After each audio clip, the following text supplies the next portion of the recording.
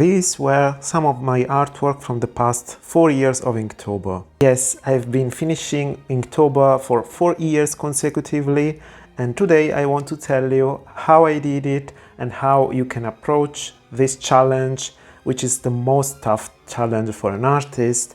31 drawings in 1 month, the month of October. They are focused on technique, which is ink. In these years, this original Jake Parker's art challenge has been changing in different ways. You have digital options, you have alternatives like Drawtober, Occulttober, and so many different, which I don't know. I've been only worked with the official prompt list in these past 4 years. I will show you today my favorite materials to approach the challenge and some tips to finishing it successfully and approach it without too much stress.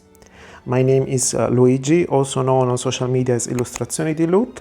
In this channel, I'm talking about my art journey, art supplies, painting, drawing. So if you are interested in these kind of topics, consider to subscribe to the channel. I find Inktober a very useful art challenge, as well as other art challenges such as 100 Heads challenge, because they push you to draw more frequently with a good habit. It helps you to build a good drawing habit and to push your creativity further, because every day, based on a single word, you need to make a complete drawing. It can be, though, very tough for those who don't have this habit already, or have a very tight schedule in their daily life. So I want to give you also some suggestions on how to approach it with less stress. But first of all, let's dive into my favorite materials. Let's start from paper. If you are sticking to the ink version, so the original version of Inktober, then you are using most likely fine liners. Kind of stationaries works better with a smooth type of paper. That's why I've been starting my Inktober in 2020 with art book or sketchbook, which has a very smooth type of paper, so you don't have issues inking on it. In my opinion, this size is a little bit too big, because you are requested to create a single piece of work every single day. And if you have a smaller size of paper, such as A5 or even smaller if you want, then most likely you have visually a more defined area to work on. You may also have quicker results, because you can fill the page much faster. In terms of paper, my favorite one, which I'm sticking to, in the beginning, I tried this Fabriano mixed media in 2021, and in 2022 I tried this Paint On, which is a very affordable paper from Clairefontaine. Comes in 40 pages, so you have the necessary 31 sheets plus some other for testing. Stick to that also in 2023. It's a very smooth paper, multi-techniques, so you can also have some gouache on top if you want, but I wouldn't use it for watercolor, by the way. Another option you can have in terms of paper is to use a Bristol sketch album. This one is from SMLT Art. It's very smooth paper, so it's suitable for pencil, ink, fine liners. You can make very nice drawing on it. It's very white. That's an option, Bristol paper for ink.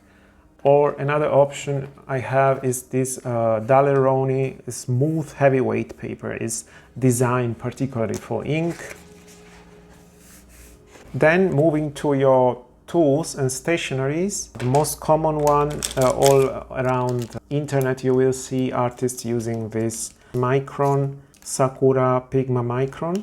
And they come in different size and different colors as well. You can have either a brush tip like this, from 1 to 0.05, which is very thin, even to 0.03, even thinner. This is the type of lines you're gonna get.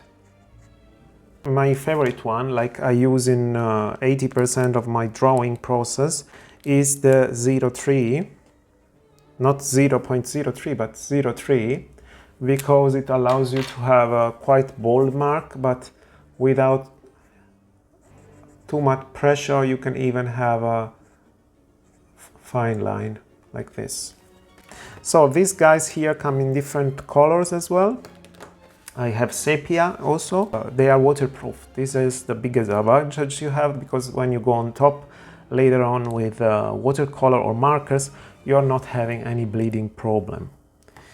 Other option you can have, these are also very smooth pens.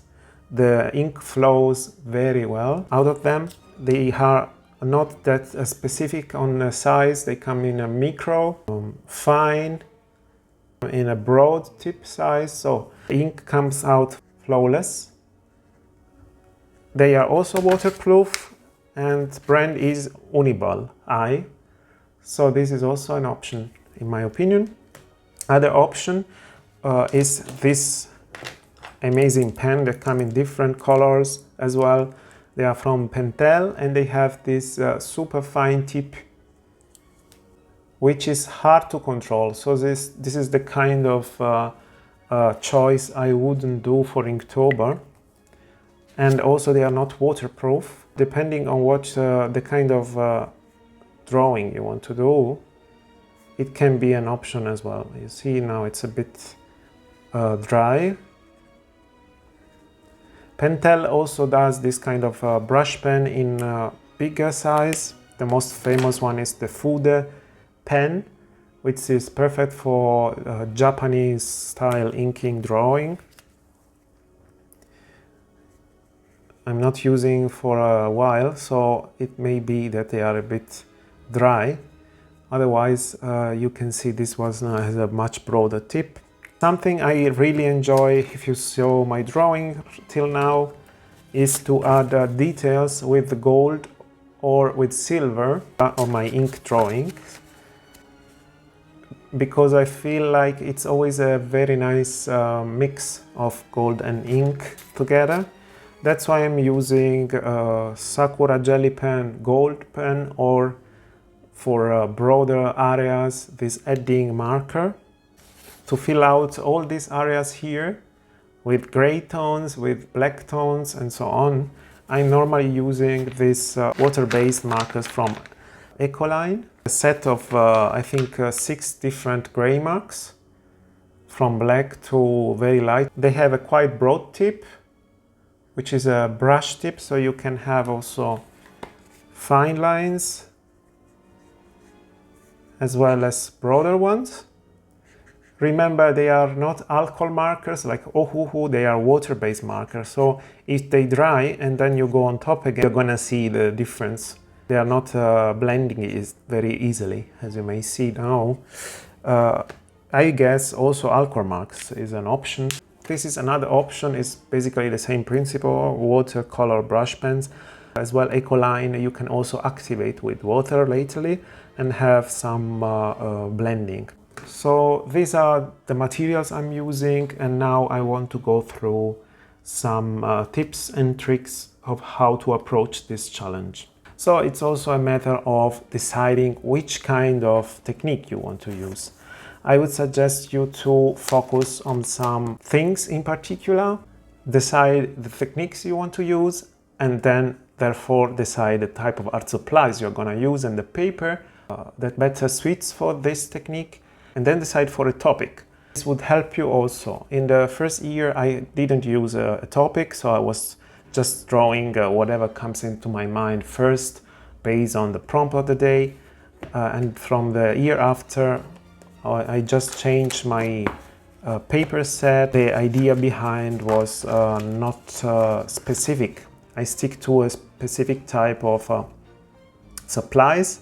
Indeed, as you see, I start using grayscales. In 2022, I focus on fear and mental diseases, focusing on everything related to mental disease.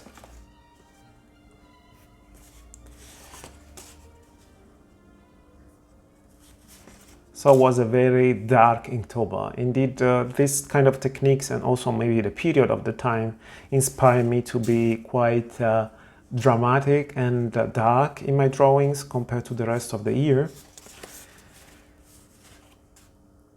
While in 2023 I made a quite bigger project. I would like to make a card game. What a better occasion than Inktober to make 31 drawings plus 1, 32. So I made a reduced card deck of 32 cards, and based on that I create my own card game, which is called Of Suits and Thrones, and I print as well in a small card game version which has its own rules, and I enjoyed playing from time to time with my friends. If you want to dive deeper in my past Inktober's, I leave in the description below videos I've done in the past regarding Inktober, so you can have a watch to them if you want, about the card deck I printed and how I created, and about the past Inktober drawings as well.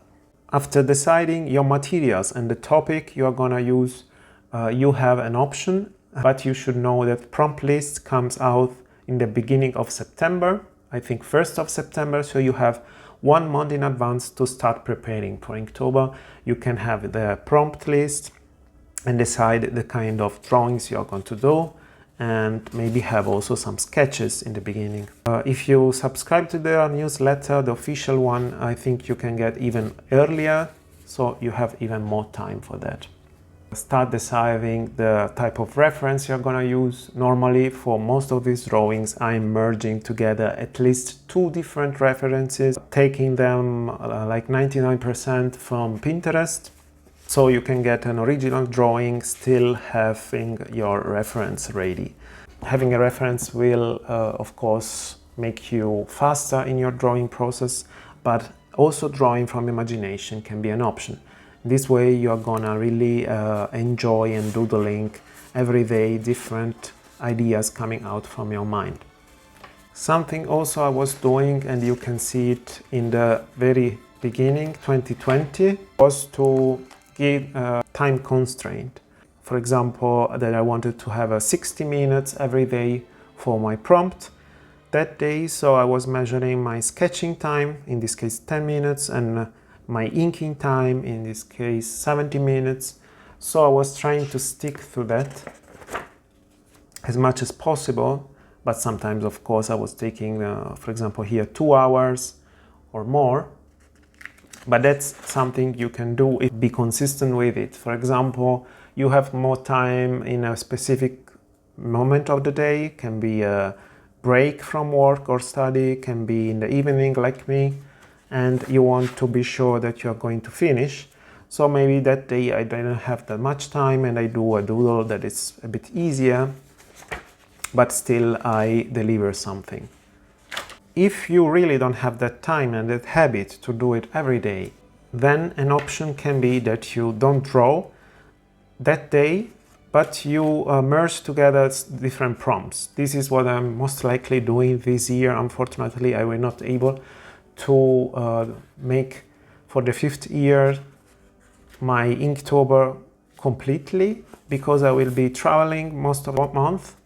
So I think I may still do something like merging a full week together of prompt if I'm able to do it, or I will just choose a prompt that is for me the most interesting and most inspiring one, and I will focus on a single drawing. This is also an option. Remember, you don't have specific rules, you are not winning any prize, you are just doing it for yourself to improve your skills, to commit to something you like to do, and to share with others, create a kind of community, even if it's getting much more difficult on social media. Sometimes you can even make something you are really proud of, like this one, which is always exposed in my living room, and you can even get some commission, like prints of your favorite drawings. This is what I've done a lot during the past Inktober. If you are interested in any of this, you can contact me through the link in the description below.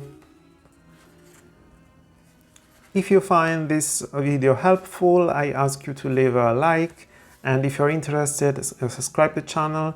Let me know in the comments below if you are going to join Inktober this year, if you have finished it in the past, or the official prompt list or another one. Maybe you can even leave your Instagram handle or your favorite social media so the full community here can have a look to your channel progress. If you want to see how I created this card deck, I leave you this video here as next one. But for now, I thank you very much for watching this, and I see you in the next one.